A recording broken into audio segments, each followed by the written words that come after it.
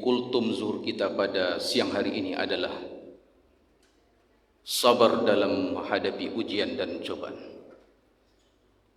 Apa yang dikatakan Allah dalam surah Ali Imran ayat 200. Bismillahirrahmanirrahim.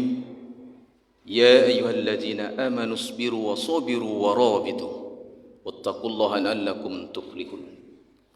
Hai orang-orang yang beriman, bersabarlah kalian, kuatkanlah kesabaran kalian, dan tetaplah bersiap siaga, dan bertakwalah kepada Allah agar kalian memperoleh keberuntungan. Ayat ini mengandung makna yang luar biasa. Walaupun pada ayat-ayat yang lain Allah juga menyampaikan ya ayyuhallazina amanu isbiru, ya ayyuhallazina amanu ista'inu bis-sabri was-salah innallaha ma'as sabirin. Ayat ini hampir hafal kita semuanya. Hai orang yang beriman, mintalah pertolongan kepada Allah dan dengan sabar dan mengerjakan salat. Ayat ini juga maknanya sangat mendalam bagi kita. Kalau kita lihat hari ini bagaimana kita dihadapkan dengan realita kehidupan secara ekonomi untuk menghidupi anak bini kita hari ini. Berat, amat berat.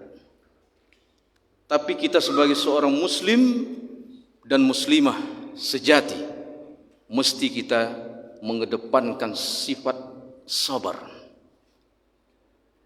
Tidak ada lagi yang lain. Kenapa? Kalau kita lihat hari ini bagaimana keperluan yang sangat kecil sebenarnya, tapi itu membawa dampak yang luar biasa. Bagaimana keperluan dapur kita masing-masing, yang hari ini tidak ada yang murah. Maka 2 bulan yang lalu inflasi di Pekanbaru 6%. 3 kota inflasi di Riau ini, Tembilahan, Dumai, dan Pekanbaru. Walaupun hari ini Pekanbaru sudah bagus inflasinya, dan kemarin mendapatkan penghargaan bahwa tim pengendali inflasi daerah mampu sehingga mendapatkan 3 terbaik se-Indonesia. Ini mungkin apresiasi luar biasa kita kepada pemerintah, terutama TPID yang dibina oleh Bank Indonesia. Tetapi realitanya memang sampai detik ini harga-harga masih mahal. Tidak bisa dipungkiri. Walaupun kemarin minyak goreng sudah turun, tapi dia masih naik, masih harganya tinggi. Belum lagi gas, belum lagi yang lain-lain. Dan ini terbukti memang inflasi yang kemarin tinggi, sekarang secara nasional 4,3%. Tapi kita di daerah masih tinggi. Ya. Pekanbaru ini karena di sini multi etnis, kemudian Pekanbaru ini sangat bergantung kebutuhan pokok itu dari luar Pekanbaru, luar Riau. Terutama berharap kepada Sumatera Barat, sayur, cabai, bawang dan lain sebagainya. Dan harga-harga itu secara menyeluruh dan terus-menerus itu naik. Ini yang disebut sebagai makna inflasi. Harga yang naik secara keseluruhan, seluruh barang minimal sebahagiannya yaitu 9 bahan pokok, dan ini terjadi. Bagaimana rumah tangga hari ini bersabar dengan ini? Ini yang perlu kita renungkan pada zuhur kali ini. Kenapa? Karena Islam telah mengajarkan kepada kita as-sabru al-habsu. Para ulama sepakat bahwa as-sabru adalah al-habsu, menahan diri dari 3 perkara. Bukan kita maknai sabru itu, sabar itu hanya seperti orang-orang fikrah Jabariyah, bahwa apa? Mereka memaknai sabar itu hanya pasrah saja, terima saja, tak usah lagi berbuat, tidak ada lagi inisiasi, inovasi dan sebagainya. Ini sudah takdir dan sudah dituliskan di Lauhil Mahfuz. Ini tentu tidak betul. Yang betul kita tetap memiliki inisiasi, inovasi, kita tetap berikhtiar dan berusaha. Ini adalah ujian dan cobaan kepada kita, maka mesti kita tadi al-habsu, menahan diri. Yang pertama kata para ulama adalah as-sabru itu al-habsu, menahan diri dari ketaatan kepada Allah SWT. Dalam taat kepada Allah kita menahan diri kita, seperti kita solat, kita sisihkan waktu kita, puasa apalagi, berzakat, haji dan umroh. Ini adalah kita korbankan demi apa? Demi ketaatan kita kepada Allah Subhanahu wa taala. Tidak lain tidak bukan adalah as-sabru, karena sabar. Karena kita menahan diri kita dari ketaatan kepada Allah Subhanahu wa taala. Banyak lagi yang lain. Ibadah-ibadah yang menunjukkan kita menahan diri kita dalam rangka taat kepada Allah Subhanahu wa taala. Kemudian yang kedua, kata para ulama, al-habsu adalah menahan diri kita dari segala hal-hal yang diharamkan Allah Subhanahu wa taala.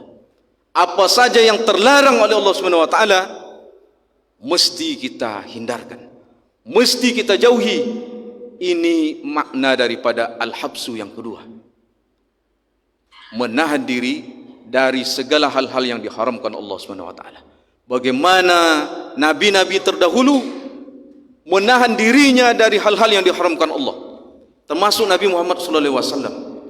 Bagaimana rayuan-rayuan dari orang-orang Yahudi, orang-orang Nasrani, orang-orang kafir hari itu, tapi beliau tidak tergoda. Bagaimana Nabi Yusuf dari godaan Zulaiha, dari istri Al-Aziz, tetapi dia sanggup menahan. Bagaimana Nabi Ayub, sehingga dia berkata, lebih banyak nikmat yang saya terima daripada cobaan-cobaan ini, sehingga saya malu meminta kepada Allah Subhanahu wa taala. Kalau kita baca riwayat Ayub ini luar biasa. Nabi Ayub alaihissalam, cobaannya beruntun sampai-sampai istrinya minta kepada Ayub, bagaimana engkau mau berdakwah? Mintalah pada Allah supaya disembuhkan penyakitmu.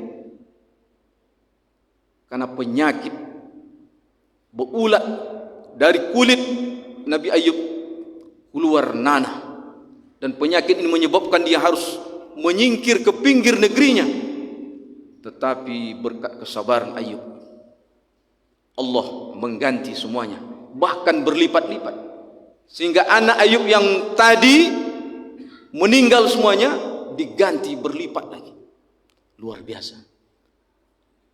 Ini dalam rangka menahan diri dari hal-hal yang diharamkan Allah Subhanahu wa taala. Kemudian as-sabru al-habsu yang ketiga adalah menahan diri dari takdir Allah yang menurut kita menyakitkan, tapi menurut Allah itu adalah ujian dan cobaan. Memang takdir kita ini ada yang kita dipilih dan ada kita memilih. Ada yang takdir itu menyakitkan bagi kita, tapi itu adalah ujian dan cobaan dari Allah Subhanahu wa taala. Fasbir li hukmi rabbik, kata Allah. Maka bersabarlah kalian untuk menjalankan ketetapan Allah, ketetapan Tuhan kalian. Makanya Rasulullah sallallahu alaihi wasallam dalam riwayat terluka tangannya, jarinya. Kemudian tiba-tiba Rasulullah menyatakan, berucap, alhamdulillahi ala kulli halin. Segala puji bagi Allah dalam setiap keadaan.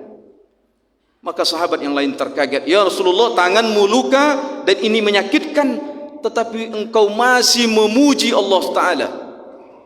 Apa kata Rasulullah? Sesungguhnya manisnya pahala yang saya terima dari luka ini menjadikan aku lupa akan rasa sakitnya. Luar biasa. Kita menyikapi ujian dan cobaan ini kadang selalu bisa dengan marah, menyumpah-nyumpah, kadang bercarut, kadang memecahkan sesuatu, menghempaskan sesuatu, menyakiti Azza wa Jalla. Kadang ada memang orang-orang yang terpilih, dia bersabar, dia ridho dengan apa yang dia terima. Dan yang luar biasa, ada orang-orang yang bersyukur dengan ketetapan Allah yang menurut manusia itu menyakitkan, tapi justru dia bersyukur seperti yang dicontohkan oleh Rasulullah sallallahu alaihi wasallam. Oleh karena itu, pantaslah orang-orang soleh terdahulu menyatakan, andaikan iman kita ini terbang ibarat burung, maka kita terbang dengan dua sayap, sayap sabar dengan sayap syukur. Semoga kita di zuhur ini termasuk kepada orang-orang yang bersabar menahan diri kita dari 3 perkara tadi, sehingga hakikat daripada as-sabru al-habsu kita pertahankan. Tetap kita menjaga jiwa kita teguh dan kokoh terhadap syariat ini. Inilah yang menyelamatkan kita, dan inilah yang akan kita bawa nanti di akhirat, di padang mahsyar menghadap kepada Allah Subhanahu wa taala. Tidak ada lagi yang lain kaum muslimin. Inilah yang menjadi kultum zuhur kita pada siang hari ini. Semoga bermanfaat terutama bagi kami yang menyampaikan. Subhanakallahumma wa bihamdika asyhadu an la ilaha illa anta astaghfiruka wa atubu ilaik. Wassalamualaikum warahmatullahi wabarakatuh.